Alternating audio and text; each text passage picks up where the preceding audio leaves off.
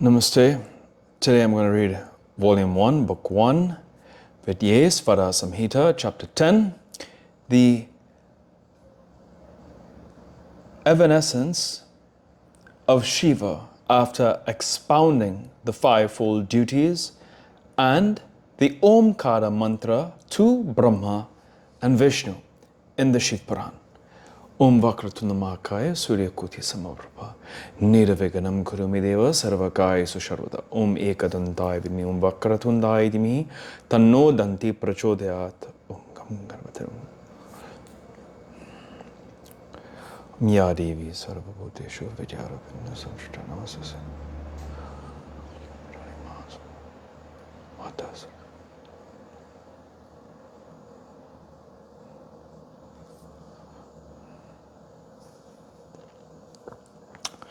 Hariom Tatsat. Brahma and Vishnu said, O Lord, please tell us the characteristic feature of the fivefold duties beginning with creation. Shiva said, I shall tell you the great secret of the fivefold duties out of compassion for you.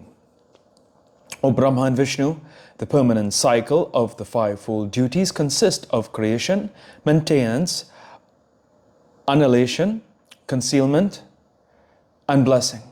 Sarga is the creation of the world. Sthiti is the maintenance. Samhara is the annihilation. Tirobhava is the removal and concealment. Liberation from the cycle of birth and death is blessing. These five are my activities but are carried on by others silently, as in the case of the statue at the portal.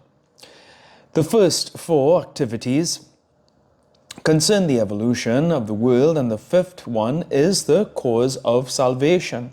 All these constitute my prerogatives.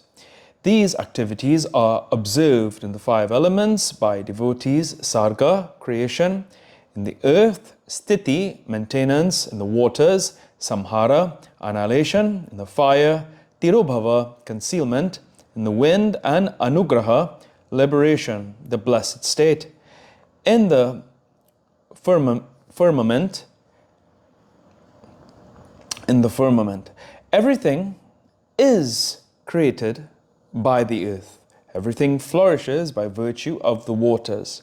Everything is urged by the fire. Everything is removed by the wind, and everything is blessed by the firmament. Thus, intelligent men must know the same. In order to look after these fivefold activities, I have five faces, four in the four quarters, and the fifth in the middle. O sons, in view of your austerities, you have received the first two activities, creation and maintenance. You have gratified me and are blessed therefore. Similarly, the two other activities, annihilation and concealment, have been assigned to Rudra and Mahesa. The fifth one of Anugraha, liberation, cannot be taken up by any other. All this previous arrangement has been forgotten by both of you due to lapse of time, not so by Rudra and Mahesha. I have assigned them my equality in form, dress, activity, vehicle, seat, weapon, etc. O dear sons, your delusion was the result of your non-meditating upon me. If you had retained my knowledge, you would not have imbibed this false pride of being, Mahesha yourselves. Hence hereafter both of you shall start reciting the mantra Omkara to acquire knowledge of me. It shall quell your false pride as well.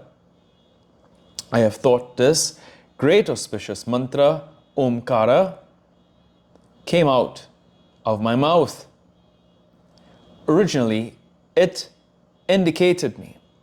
It is the indicator, and I am the indicated. This mantra is identical with me.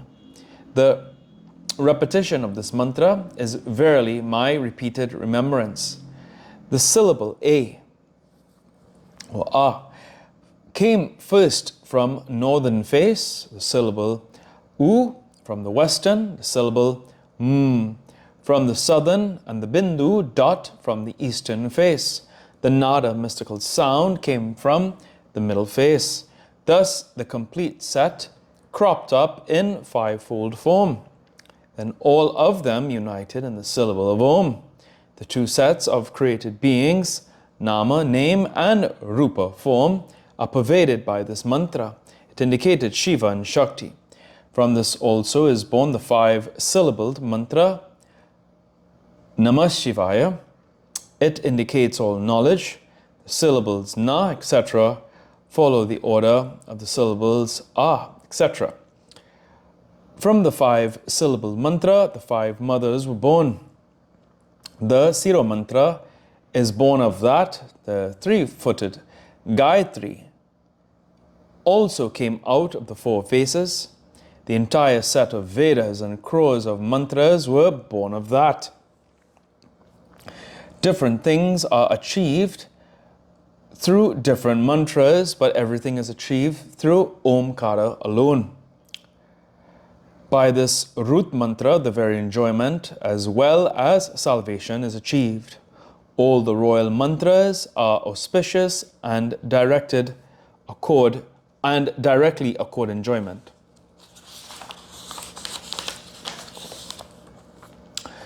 Nandikeshvara said, the Lord in the company of his consort Ambika assumed the role of the preceptor for both of them. He screened them and placed his lotus-like hand on their heads as they faced the north and slowly taught them the great mantra.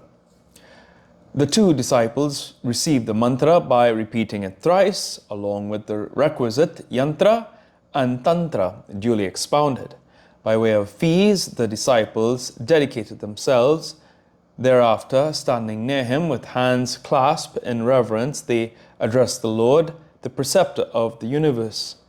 Brahma and Vishnu said the prayer, obeisance to thee, of the bodiless form, obeisance to thee, of the formless lustre, obeisance to thee, the Lord of everything, obeisance to thee, the soul of everything, or of the embodied form, obeisance to thee, stated by the pranava, obeisance to thee, having pranava as thy symbol, obeisance to thee, the author of creation, etc., obeisance to thee of five faces, obeisance to thee, identical with Panchabrahma form, obeisance to thee of fivefold functions, obeisance to thee, the Atman, the Brahman of endless attributes and power, obeisance to Shiva, the preceptor, possessed of both embodied and bodiless forms.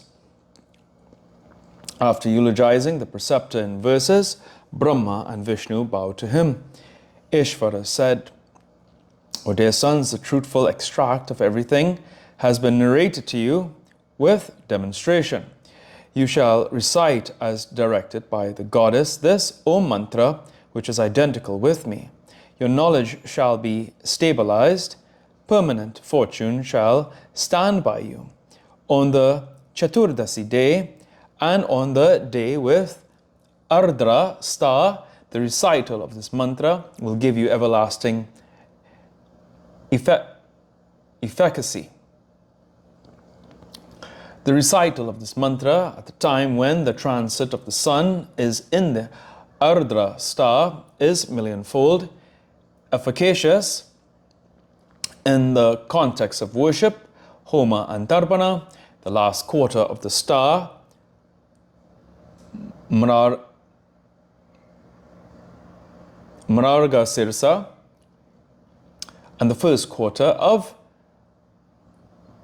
Punarvasu must always be considered on a par with Ardra. The version is to be hard at early dawn and within 3 muhurtas, 2 hours, 24 minutes thereafter. Chaturdasi is to be taken when it continues up to midnight. If it is only up to the early part of the night and joined with another thereafter, it is also recommended. Although I consider the phallic and the embodied form to be equal, the phallic form is excellent for those who worship.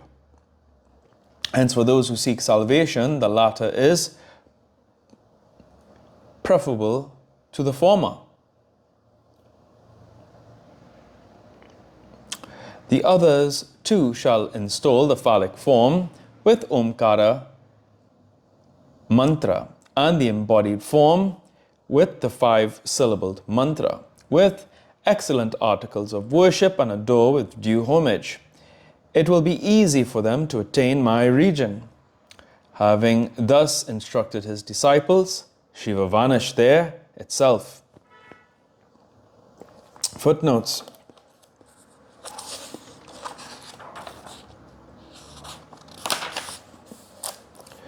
"47. The rites of worship are performed in accompaniment with tantra, yantra and mantra appliances. Yantra is a mystical diagram possessed of occult powers. Tantra is a ritual, the chief peculiarity of which is the worship of the female energy of Shiva, personified in the person of his Shakti. This special energy, the Shakti of Shiva, is concerned with sexual intercourse and magic power. Mantra is a magical formula." Here ends today's reading, the Shiv Puran. Om Prabhu Prananatham Vyom Veshwanatham Jaganatham Sankapacham Bhutipatam Boishwam Bhutanatham Shiv. Om Kapura Karum Karanavatam Satsasa.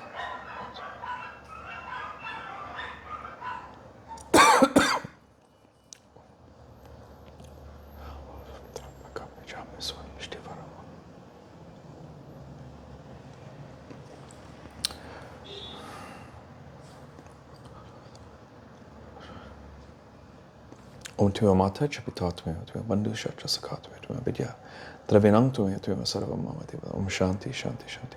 Hari Om Tat Sat.